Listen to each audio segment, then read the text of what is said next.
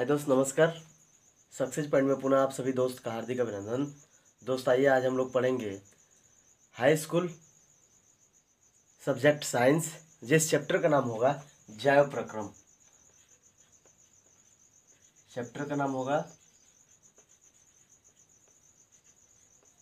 जैव प्रक्रम, जो बायोलॉजी का सबसे मोस्ट चैप्टर जैव प्रक्रम।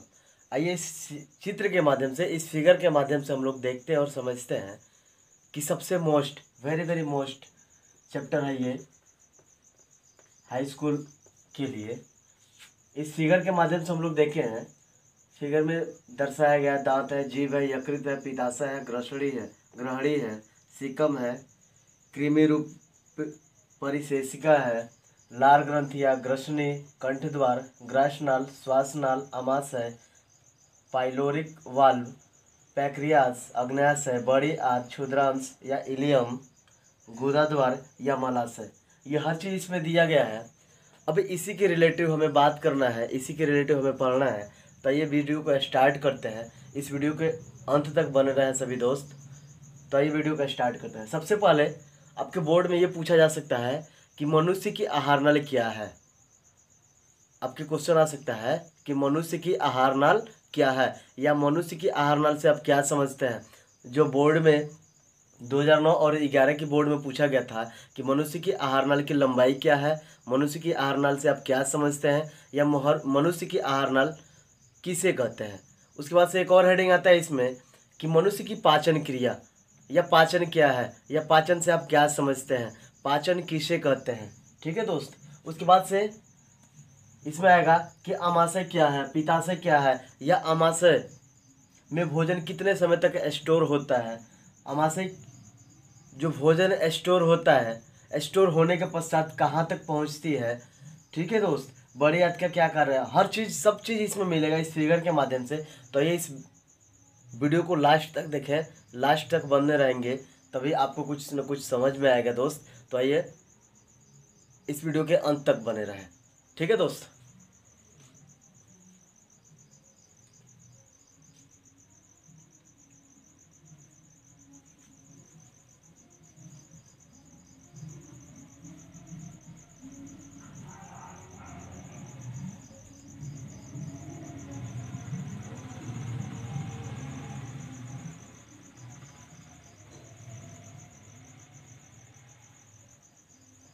आइए दोस्त, इसमें एक हेडिंग है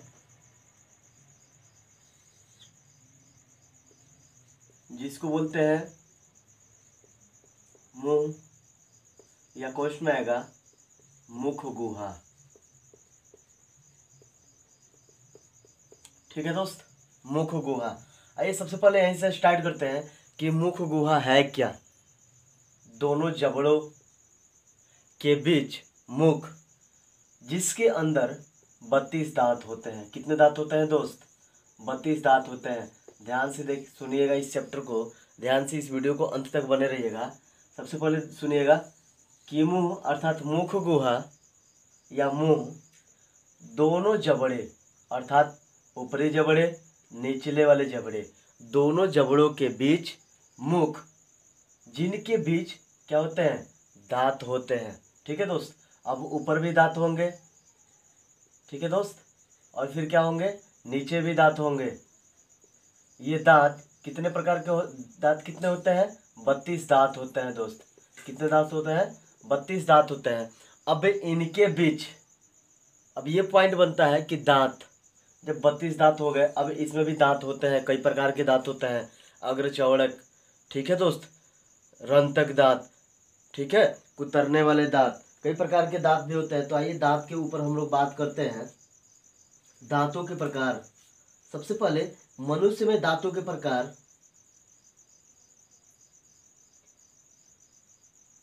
फर्स्ट नंबर होगा कृतक या इंसाइजर दांत, रदनक या कैनाइन दांत, अग्रचौड़क या प्रीमोलर दांत। चौथा नंबर होगा चौड़क या मोलर दांत। अब देखिए इसमें होंगे, ये 4 प्रकार के दांत हैं।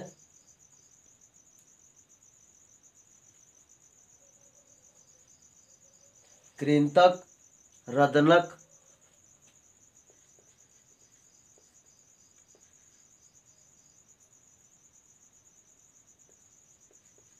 कृंतक, रदनक, ये फर्स्ट नंबर, ये सेकेंड, थर्ड और फोर्थ। ठीक है, फर्स्ट नंबर है दांत, कृंतक दांत, रदनक दांत, अग्रचौड़क, अग्रचौड़क। ठीक है दोस्त,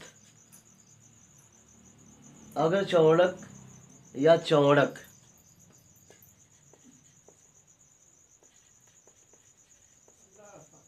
जिसको बोलते हैं मोलर दांत। क्या बोलते हैं?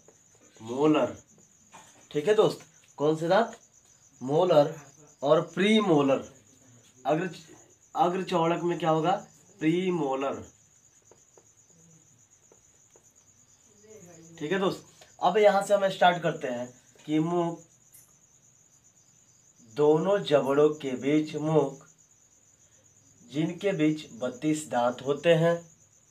अब पॉइंट आता है कि दांत कितने प्रकार के होते हैं। देखिएगा, ये भी क्वेश्चन आता है आरआरबी और आरआरसी में, एनटीपीसी में भी क्वेश्चन आते हैं। आरआरबी, आरआरसी,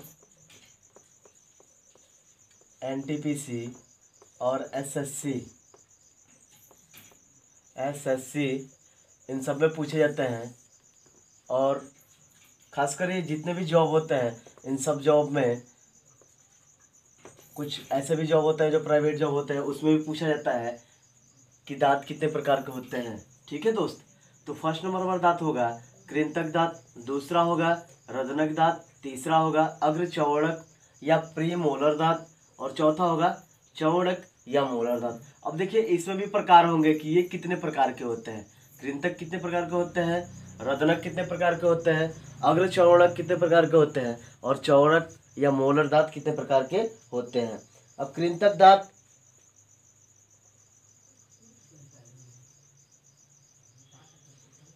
कृंतक दांत 2 प्रकार के, रदनक दांत 1 प्रकार के होते हैं। ठीक है दोस्त, कृंतक दांत कितने प्रकार के होंगे? 2, रदनक 1, और फिर ये 2 और ये होंगे 3। अब देखिए, ये 2 है, ये क्या है? जोड़ी है। क्या है दोस्त? ये जोड़ी, यानी 2 जोड़ी, फिर 1 जोड़ी, फिर 2 जोड़ी, और फिर क्या होंगे? ये 3 जोड़ी।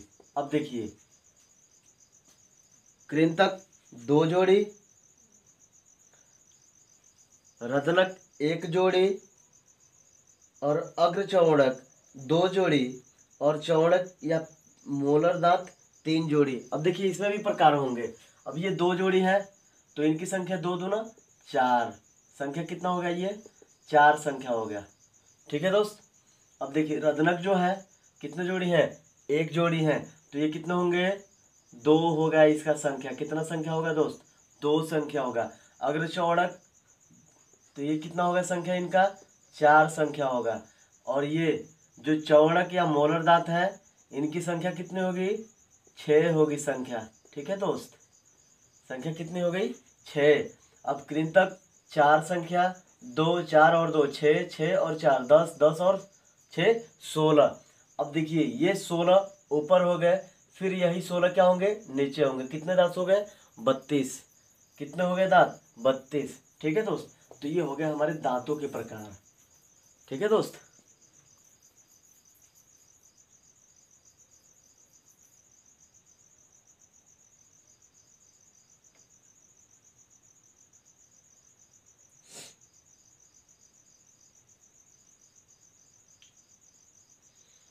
ठीक है। तब यहां से हम इसको परिभाषित करेंगे कि मुंह अर्थात मुख गुहा, दोनों जबड़ों के बीच मुंह, जिनके ऊपर और नीचे, ऐसे डिफाइन कर सकते हैं। मुख या मुख गुहा, दोनों जबड़ों के बीच 32 दांत होते हैं। दोनों जबड़ों से पहले कृंतक, जिसमें 2 जोड़ी, संख्या 4 होती है। रदनक 1 जोड़ी, जिनकी संख्या 2 होती है। अग्रचौड़क या प्रीमोलर, दो जो जोड़ी होती हैं, जिनकी संख्या 4 होती है। चौड़क या मोलर, चौड़क या मोलर, जिनकी संख्या कितनी होती है, 6 संख्या होती है, और जोड़ी कितनी होती है, 3 जोड़ी होती है संख्या। ठीक है दोस्त। अब उसके बाद से हम पहुंचेंगे जीव, कि जीवा का क्या कार्य है। ठीक है, नाम भी सुनेंगे जीवा का कार्य।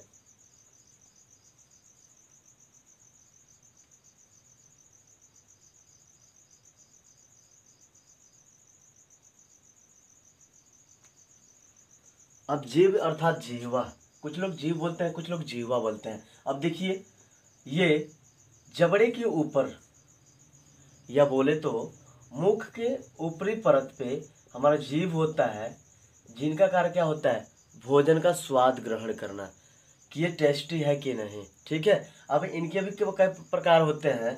जीव जो होता है ये क्या करता है, स्वाद को चखता है, स्वाद को क्या करता है, चखता है। उसके बाद से इनका भी होता है कि स्वाद चखने के पश्चात कैसा है, स्वादहीन है या कैसा है। ठीक है दोस्त। अब इसमें भी जो भोजन को क्या करते हैं, ये चखते हैं, और चखने के पश्चात क्या करते हैं, ये भोजन को जैसे पलटने, पलटने का मतलब जैसे मिश्रण करना, क्या करता है ये, जैसे ऊपरी वाले परत पे, जैसे मान लीजिए हमारा ये जीवा हो गया, यहाँ पे भोजन आया, भोजन को क्या करेंगे, ये मिलाना शुरू कर देंगे, और मिलाते मिलाते ये लास्ट तक यहाँ पहुँचा देंगे। ठीक है दोस्त। ऐसे ये पलट देते हैं, ये भोजन को क्या करते हैं, मिलाते रहते हैं, और मिलाने के पश्चात क्या होता है, जब लार ग्रंथिया से लार स्रावित होती है तो ये भोजन को मिलाते हैं। ठीक है दोस्त।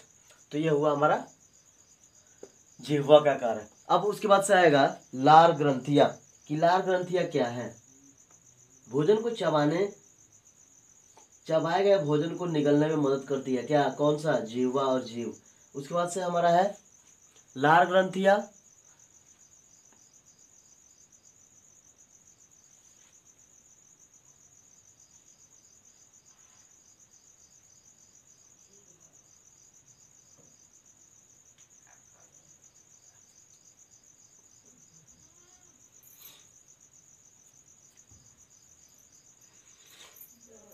अब इसमें देखिए, जब भोजन जीवा के माध्यम से जब पहुंचता है तो हमारे ऊपरी जबड़े से क्या होते हैं, लार स्रावित होते हैं, और नीचे वाले जबड़े से भी लार स्रावित होते हैं। और यही लार जब स्रावित होते हैं तो क्या होता है, ये मिश्रित होता है, मिश्रित होता है, मिक्स होता है किसमें, भोजन में। जैसे हम एक छोटे से डायरेक्ट टॉपिक में बढ़ते हैं, जैसे नाम सुनेंगे आप लोग, कार्बनिक पदार्थ, अकार्बनिक पदार्थ, अकार्बनिक तथा कार्बनिक पदार्थ। ठीक है दोस्त। अकार्बनिक तथा कार्बनिक पदार्थ। अब देखिए, इसका डिफाइन ऐसे भी कर सकते हैं, मुख गुहा के माध्यम से कार्बनिक तथा अकार्बनिक पदार्थ मुख गुहा के माध्यम से जब ग्रहण करते हैं, ग्रहण करने के पश्चात लार ग्रंथि से लार स्रावित होती है। क्या होती है, लार स्रावित होती है। अब देखिए, इसमें भी आता है, आरआरबी और आरआरसी में भी पूछा जा सकता है कि लार ग्रंथियाँ कितने प्रकार की होती है। लार ग्रंथियाँ कितने प्रकार की होती हैं, तो लार ग्रंथियाँ 3 प्रकार की होती हैं। लार ग्रंथियाँ कितने प्रकार की होती हैं, 3 प्रकार की होती हैं। ठीक है, नाम सुने होंगे आप लोग, अधोहनु। क्या नाम होता है, अधोहनु। ठीक है, अधोजिह्वा ग्रंथियां, कर्णमूल ग्रंथियां, अधोहनु ग्रंथियां, अधोहनु, अधोजिह्वा और कर्णमूल ग्रंथियां, ये 3 प्रकार की लार स्रावित होती हैं। ठीक है, ये क्वेश्चन में पूछा जा सकता है कि लार ग्रंथियां कितने प्रकार की होती हैं। तो याद रखिएगा, लार ग्रंथियां कितने प्रकार की होती हैं, 3 प्रकार की होती है। देखिए, बहुविकल्पी क्वेश्चन कितने निकल गए आपसे। ठीक है, इसमें भी आ सकता है कि दांत कितने प्रकार के होते हैं, तो ये भी आप बता सकते हैं कि दांत कितने प्रकार के होते हैं। उसके बाद से लार ग्रंथियां कितने प्रकार की होती है, तो ये भी बता सकते हैं कि लार ग्रंथियां 3 प्रकार की होती है। ठीक है, तो ये जॉब से रिलेटेड भी आपके लिए कार्य कर सकता है। तो फोकस आप कीजिए कि इस वीडियो को अंत तक बने रहें। ठीक है दोस्त।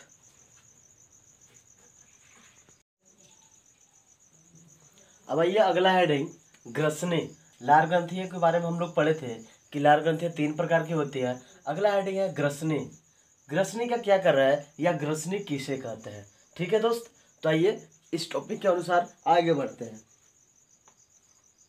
ग्रसनी, मुख गुहा का पिछला भाग ग्रसनी, जिसे हम क्या कहते हैं, ग्रसनी कहते हैं। अब ये कहाँ खुलता है भाई, मुख गुहा के पिछले भाग में।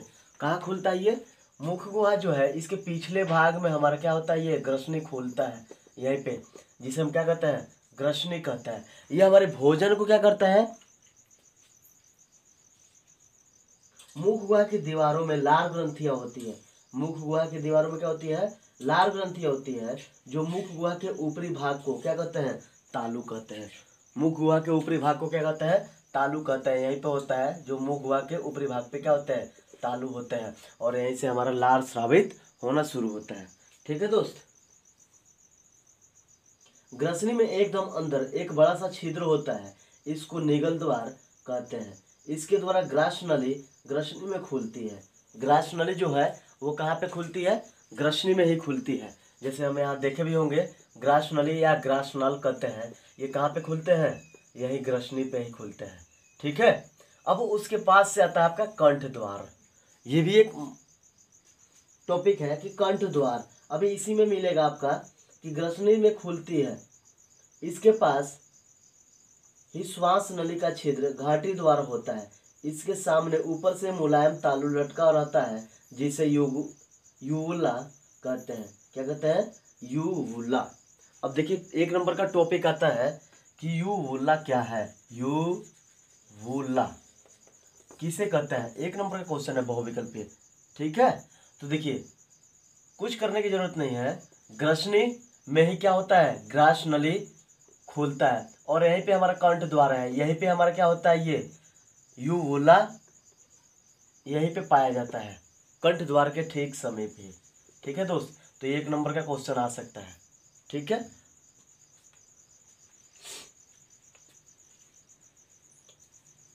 इसी प्रकार जीभ के अंतिम सिरे पर पीछे की ओर निगल द्वार के आसपास टांसिल नामक फूले हुए स्थान होते हैं। अब देखिए, यूवुला के ही पास जो हमारा कंठ द्वार है, ठीक यहीं पे एक टांसिल नाम सुने होंगे आप लोग, टांसिल।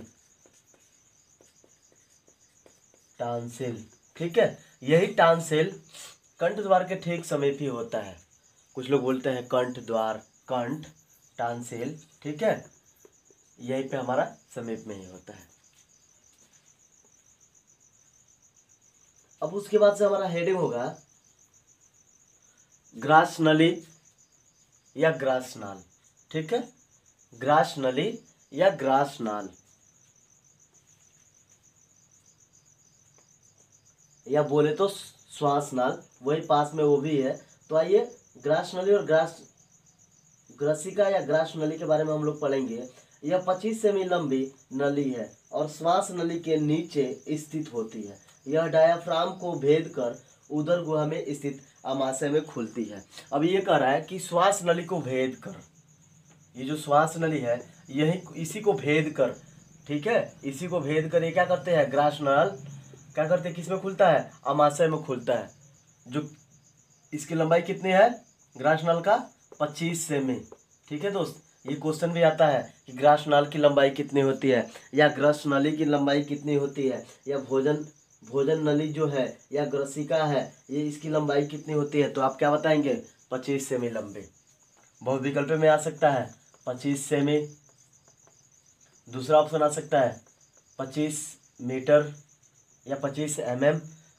तीसरा क्वेश्चन आ सकता है 24 पॉइंट कुछ सेमी। ठीक है। फिर तीसरा हो गया। चौथा क्वेश्चन भी आ सकता है 25 mm या 25 मिली। ठीक है दोस्त। ये 4 क्वेश्चन होंगे, इसमें से आपको ट्रिक करना है। तो ये हो गया आपके बहुविकल्पीय कि ग्रास नाल की लंबाई कितनी होती है, कहाँ पे खुलते हैं? तो कहाँ पे ये खुलता है? आमाशय में खुलता है। ठीक है। और किसके नीचे ये होता है? श्वास नाल के ठीक नीचे ही होता है। कौन सा? ग्रास नाल। कितनी इसकी लंबाई है? तो 25 सेमी लंबाई है। ठीक है। ये क्वेश्चन भी आता है आरआरबी, आरआरसी, एनटीपीसी और एसएससी। ये हर चीज़ में क्वेश्चन पूछा जा सकता है। ठीक है दोस्त। तो आइए आगे बढ़ते हैं। अब अगला हेडिंग हमारा होगा आमाशय। अगला हेडिंग आमाशय। यह डायाफ्राम के ठीक पीछे उदर गुहा में बाईं ओर स्थित होता है। यह एक थैलीनुमा लगभग 24 सेमी लंबी तथा 10 सेमी चौड़ी रचना होती है। आमाशय का प्रारंभिक चौड़ा भाग कार्डियम भाग कहलाता है और अंतिम संकरा भाग पाइलोरिक भाग कहलाता है। आमाशय का मध्य भाग आमाशय का काय या फंडिक भाग कहलाता है। भोजन का पाचन मुख्यतः मध्य भाग में होता है। आमाशय का पश्च भाग पाइलोरिक छिद्र द्वारा ग्रहणी में खुलता है। आमाशय की दीवार मोटी पेशीय तथा होती है। पेशियों की संक्रियता के कारण आमाशय में भोजन की लुगदी बन जाती है। आमाशय की जठर ग्रंथियों से जठर रस स्रावित होते हैं। अब ये दोस्त इसके बारे में हम लोग पढ़ेंगे कि आमाशय है क्या। ठीक है दोस्त, अब इसमें आप नाम सुने होंगे जठर, ध्यान से सुनेगा इस क्वेश्चन को। ये भी आ सकता है कि ये जठर रस कहाँ स्रावित होते हैं, जठर रस कहाँ स्रावित होते हैं, तो क्या बताएंगे आमाशय में ही क्या होता है, आमाशय के ठीक समीप होता है जठर रस। और कहाँ स्रावित होता है, ये आमाशय में ही स्रावित होता है। और ये आमाशय जो ग्रासनाल है कहाँ खुलता है, ग्रासनाल जो खुलता है आमाशय में खुलता है, और यहीं पे हमारे जठर रस स्रावित होते हैं। ठीक है दोस्त, ये जो होता है एक जे के आकार का होता है। कितने आकार का होता है, ये जे का आकार का होता है। कुछ टॉपिक में आपको मिलेंगे कि ये 25, ठीक है, कुछ में मिलेंगे 24,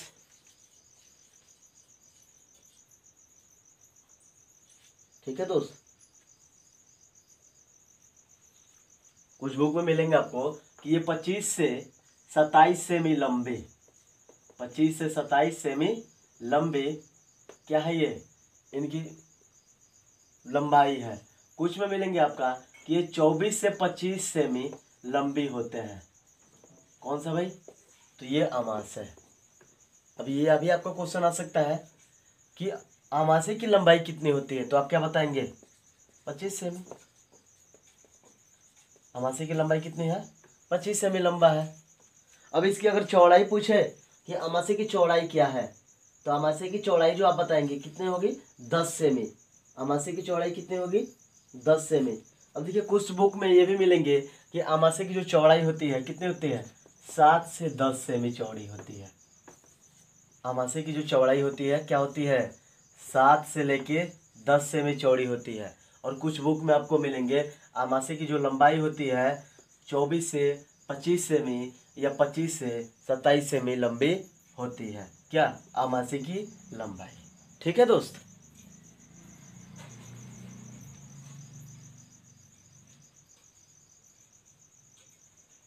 जो ये देव गुहा की बाई ओर हृदय के पास स्थित रहता है। कहाँ स्थित रहता है, ये हृदय के पास स्थित रहता है आमाशय। और यहीं पे देव गुहा के ठीक समीप यहीं पे जठर रस स्रावित होते हैं जिनके अंदर। और इसी में होता है क्या, पाइलोरिक वाल्व।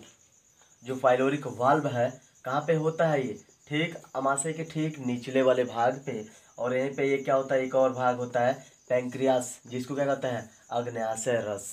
क्या होता है, अग्न्याशय रस, जो क्या जिस किस में मिलता है, ये आमाशय में जाके ही मिलता है। जो हमारा भोजन लुगदी बना रहता है, लार से स्रावित होने के पश्चात लुगदी बन जाता है, छोटा छोटा लुगदी बनने के पश्चात जब आमाशय में आके स्टोर होता है भोजन, तो यहीं से पैंक्रियास से ही हमारा अग्न्याशय रस निकलता है। और क्या किस में मिलता है, ये यही आमाशय में आके मिलता है, जहाँ से जठर रस भी स्रावित होता है। और फिर यहाँ से पीत से पित्ताशय रस भी, पीत रस यहाँ आएंगे, और ये दोनों रस क्या होते हैं, मिलते हैं। अब देखिए ये भी क्वेश्चन आता है 1 नंबर का बहुविकल्पीय क्वेश्चन कि आमाशय में कौन कौन से रस मिलते हैं, आमाशय में कौन कौन से रस भोजन में आकर मिलते हैं। तो कौन कौन से रस होते हैं भाई, अग्न्याशय रस, कौन सा रस, अग्न्याशय।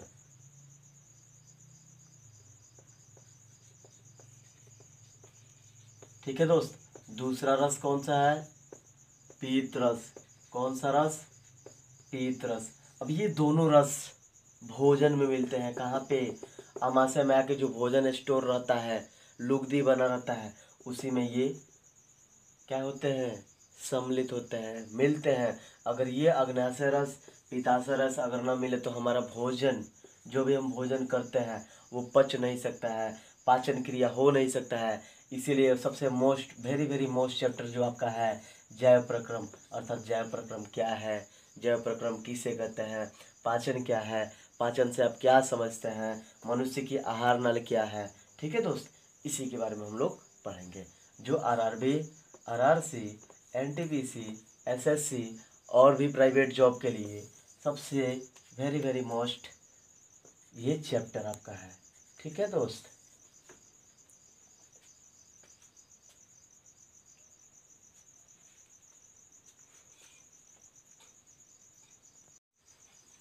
अब इसके बाद से हमारा है कि अमाशय के बारे में हम लोग पढ़ चुके हैं। अब इसके बाद से आएगा कि अमाशय की क्या कार्य है। फर्स्ट नंबर कार्य, अमाशय भोजन को स्टोर करता है। दूसरा, अमाशय पाचन क्रिया में सहायक होता है। अमाशय पाचन क्रिया में सहायक होता है और भोजन को क्या करता है, संग्रह करता है। तीसरा होगा, भोजन को पतला या लेई जैसा बनाता है। चौथा होगा, भोजन के साथ आए हुए जीवाणुओं का नाश करता है। आए हुए भोजन को, भोजन में जो जीवाणु होते हैं उसको क्या करता है, ये नाश करता है। कौन? अमाशय। फर्स्ट नंबर, भोजन को संग्रह करता है अर्थात स्टोर करता है। दूसरा, भोजन को पाचन क्रिया में सहायक करता है। और तीसरा, कि भोजन में आए हुए जीवाणुओं को क्या करता है, ये नाश करता है। भोजन में आए हुए जीवाणुओं को नाश करता है।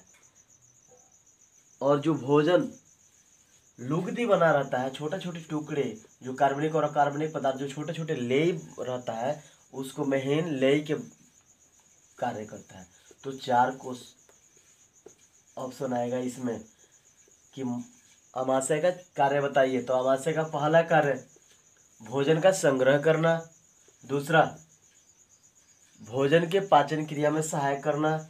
और तीसरा, जो भोजन ग्रहण किए हैं उसको लेई जैसा बनाना, ठीक है, या पतला करना। और चौथा जो कार्य है कि भोजन में आए हुए जो भी जीवाणु हैं उसको क्या करता है, ये नाश करता है। ठीक है, तो नाश करने का कारण क्या है, पैंक्रियास से जो अग्नाशय रस निकलते हैं, पित्ताशय से पीत रस निकलते हैं, यही इसमें मिलते हैं जो इस चारों की भूमिका निभाते हैं। अब अगला हेडिंग हमारा होगा ग्रहणी।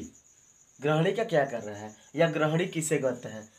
तो ग्रहणी सी के आकार का होता है। किस आकार का होता है, ये देखिए सामने ही है, ये एक सी के आकार का होता है। कौन सा भाई? ग्रहणी सी के आकार का होता है, जो हमारे भोजन अमाशय में स्टोर होने के पश्चात ये क्या करता है, ग्रहणी, जिसकी लंबाई 25 सेमी होती है, जिसकी लंबाई 25 सेमी होती है,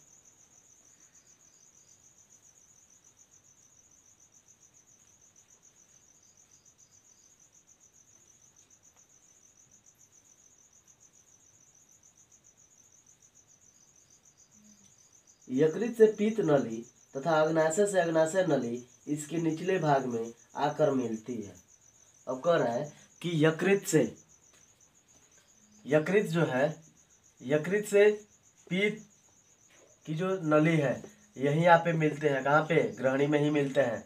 और पैंक्रियास जो है, जो अग्नाशय है, अग्नाशय से अग्नाशय रस जो है, ये दोनों क्या होते हैं, यहीं पे मिलते हैं। ठीक निचले वाले सिरे पे, ग्रहणी के ठीक निचले वाले सिरे पे क्या होता है, ये दोनों मिलते हैं और जाकर अमाशय में स्टोर होते हैं। ठीक है, अब अगला हेडिंग होगा हमारा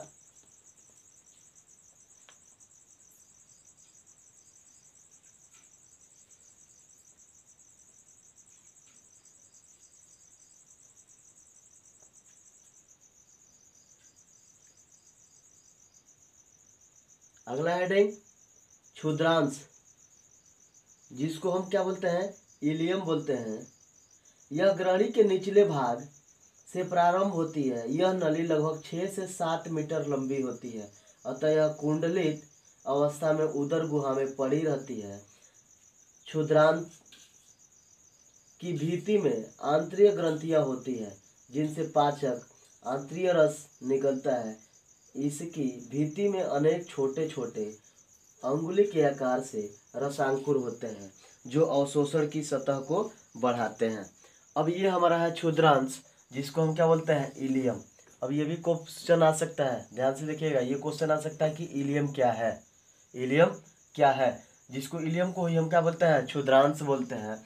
ये उंगली के भांति क्या होता है, ये कुंडली नुमा घूमे रहते हैं। क्या होता है, ये कुंडली नुमा घूमे रहते हैं। किसमें? ये बड़ी आंत से निकलकर, ग्रहणी से निकलकर ये क्या होता है, इलियम जो क्षुद्रांश है, ये क्या होता है, ये कुंडली नुमा घूमे रहते हैं, जो उंगली के आकार के होते हैं। ठीक है,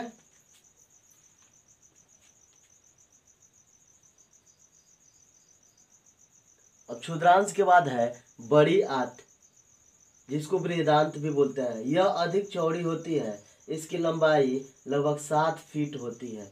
छोटी आंत एक छोटे से थैले जैसा भाग में खुलती है, जिसे हम क्या कहते हैं, सीकम बोलते हैं। यह 7 फीट लंबे होते हैं। कौन सा भाई, बड़ी आंत। ठीक है, बड़ी आंत की लंबाई कितनी होती है, 7 फीट होती है। जो क्या होती है, ये छोटी सी इलियम क्षुद्रांश में खुलने के पश्चात ये क्या होते हैं, एक और इनका मार्ग होता है जिसको हम क्या बोलते हैं, सीकम बोलते हैं। क्या बोलते हैं, जिनको सीकम बोलते हैं।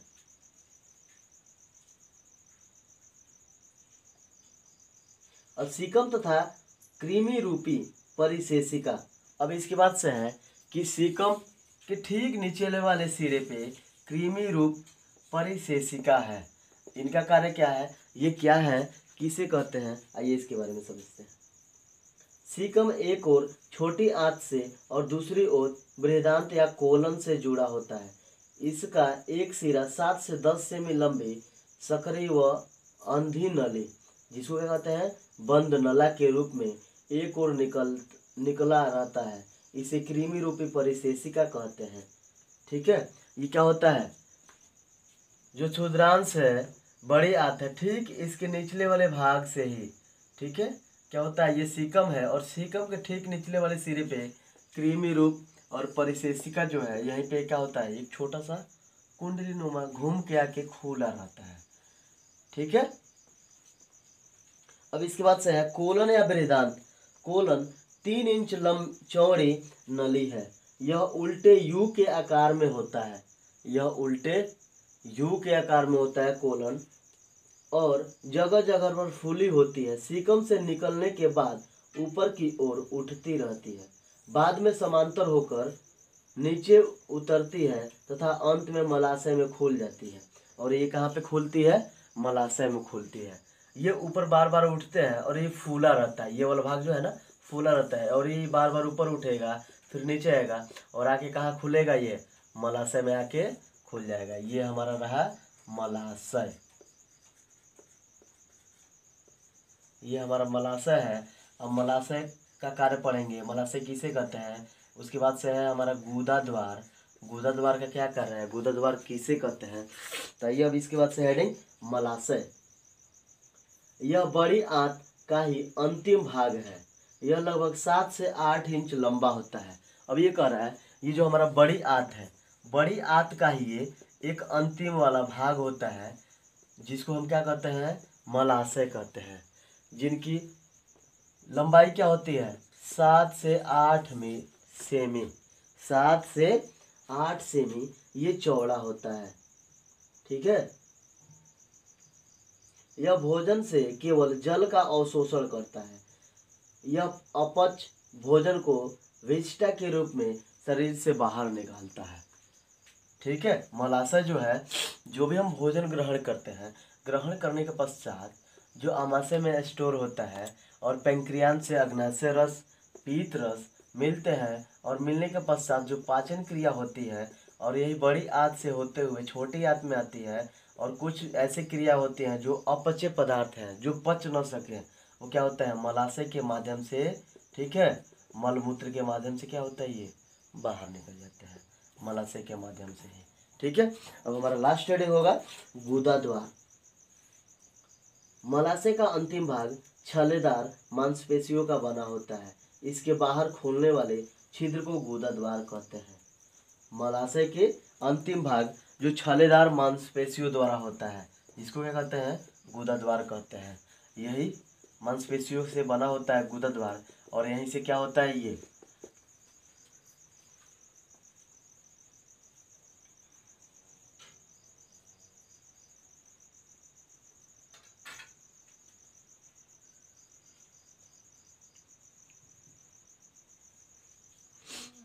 अब अगले टॉपिक में हम लोग पढ़ेंगे कि यकृत का कार्य। तो थैंक्स फॉर वॉचिंग, धन्यवाद दोस्त।